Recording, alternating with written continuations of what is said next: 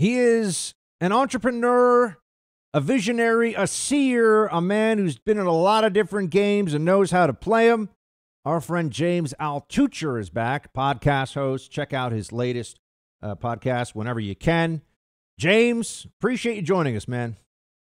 Buck, once again, always happy to join the show. So tell me this. What do you see happening going into this, what feels like it will be a long, cold winter of particularly small business discontent? What do you think? You know, I think small businesses are in trouble. You know, during this pandemic, during the lockdowns, we've gotten addicted to Amazon. You get paid money and you instantly send it to Seattle. It no longer survives in your community. It no longer, usually money would circulate in the community, and that's what makes communities prosperous. It's called the velocity of money in economic terms, but it's what makes communities prosperous is that people spend in their local stores.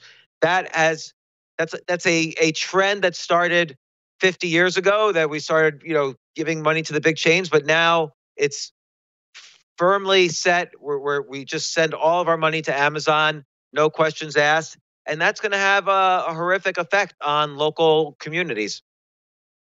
So I do think the opportunities for entrepreneurs. Oh, sorry, go ahead. Go ahead. No, you go ahead. I do think the opportunities for entrepreneurship, though, are going to be plentiful for online entrepreneurs. Like, more things moving online means more opportunities for entrepreneurship. Is there anything that we could do obviously there's the PPP program, which has stalled out since August. But, how can people either on their own or how could, if the government was trying to be helpful, what could be done to help us adapt during this period? Because here's my concern. I'm already seeing all these posts about just beloved neighborhood businesses, restaurants, stores that are closing all over New York City. It's the same thing's happening out in Los Angeles. Same thing is going to be happening. I think it hits the big cities first because they've been pretty extreme on the lockdowns, and now they've already been in California in lockdown for a few weeks. How can places try to, or how could they be assisted in the adaptation, James, so that they could at least get through this very difficult period? It's an interesting question because I think you have to think out of the box. And nobody wants to do that. You have to make some tough choices. For instance, New York City owns 27 hospitals. Well, New York City is not in the hospital business, so they provide good health care, but they lose money on it every single year. And New York City can no longer afford to lose money. New York City is going to be about $100 billion in the hole next year. So you have to start considering things like, should we sell the New York City hospital system for whatever, $30-40 billion and pay back a lot of New York City debt?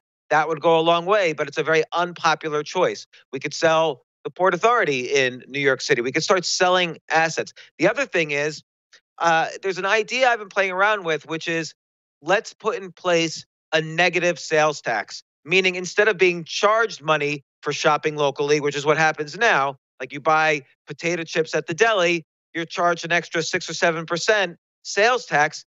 Let's give people money who shop locally. Maybe that's implemented with crypto or Bitcoin somehow. The implementation is not important. But if you shop locally, you should get extra money that's only has value if you use that extra money to, again, shop locally.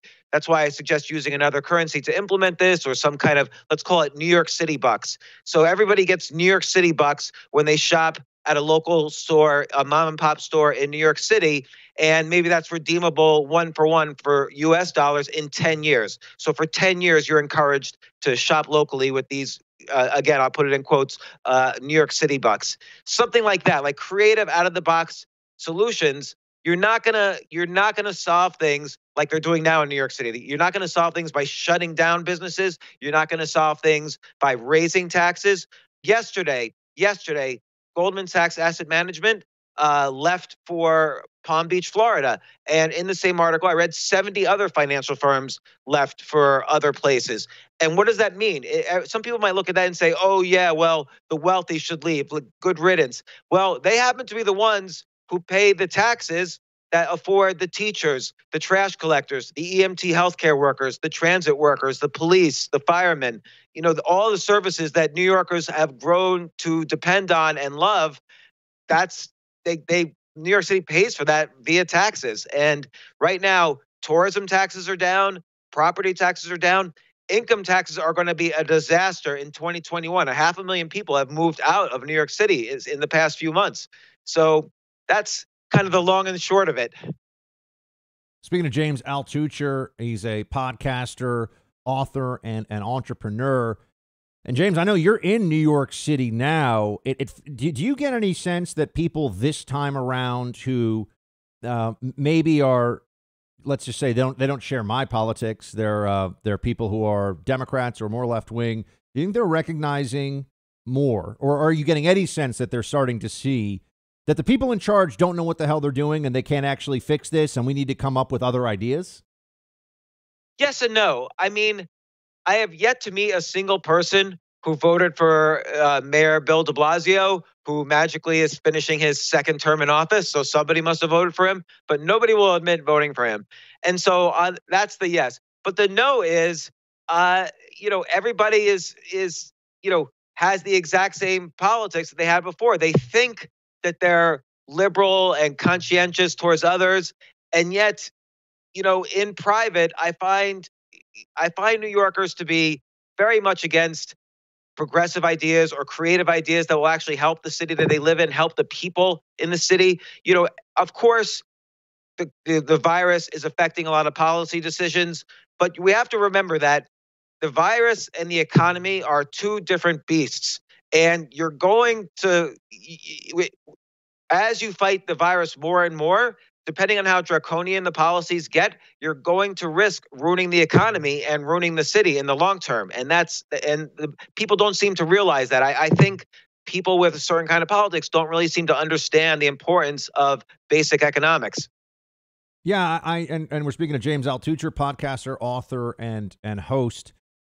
James, I think that if people understood that there are a lot of businesses that have already had a really bad year, that are way behind on their rent, that and have had to lay off employees. In some cases, I've read about and heard about places that have had to lay off employees multiple times already. So they've already had 2 rounds of, sorry, everybody, go home. The first time they might have gotten PPP. Second time they might not have had, they might have had to get rid of half their staff. And if they're going to close indoor dining, for example, in New York, they've already closed it in Los Angeles. And this for anyone anywhere else, this is coming to them too. Because the pressure works in such a way that when one city gets more extreme, another city government, also usually Democrats in charge, are going to say, well, we don't want to be the ones who seem like we're reckless, right? So Philly and Dallas and, name a place. The only exception to this has been Florida. But anyway, I'll get to Florida in a second. It seems to me that people need to be made to understand that we don't have 90 days here of just, sorry, your business is shut down, because it's going to be much worse this time around than it even was the first time around. Because they're already hurt. The business is already kind of wounded, if you will.